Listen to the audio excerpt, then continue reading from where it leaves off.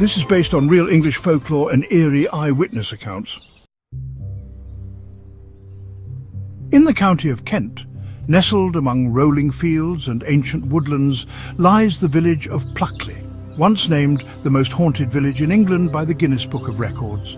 Despite its picturesque cottages and ivy-covered stone walls, locals rarely walk alone after dark. When Eleanor Ward, a London journalist, heard whispers of strange happenings in Pluckley, she drove down for what she assumed would be a weekend ghost piece. Just another spooky village article for Halloween. She didn't realise what she was walking into. The first night, Eleanor stayed at Dering House, a refurbished 17th century inn. Locals greeted her politely but coldly. When she asked about the screaming woods, no one answered. But that night, she went alone. The air in Dering Woods was unnaturally still. No rustling leaves, no owl calls, just her boots on moss. Then came the screaming, blood-curdling and distant, like a woman being murdered again and again. Eleanor froze. The sound seemed to move, behind her, then beside her. She ran, tripping over roots, slamming into trees. She emerged with torn clothes and a deep scratch across her back. Back at the inn, the innkeeper saw the wound and said only, "You should have stayed out of the woods.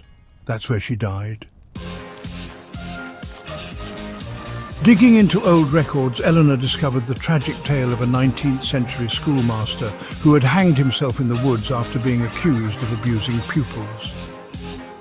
His ghost, they said, could still be seen swinging from the trees.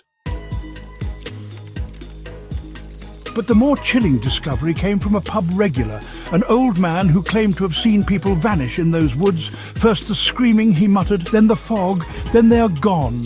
One every few years, the forest remembers. Eleanor began to hear scratching at her window each night. At first she thought it was a tree branch, but there were no trees close enough. Then the innkeeper's dog was found dead, its neck twisted at an impossible angle. Eleanor woke one morning to find the name E. Ward carved on her door, from the inside. Eleanor called her editor and said she was coming home, but she never arrived. Her rental car was found on the edge of the woods, still full of petrol. Her voice recorder lay on the passenger seat. The final recording, "Eleanor, I see her. She's wearing white, eyes all black. She's mouthing something. I think she's saying my name. I can't move my legs." Locals never searched the woods.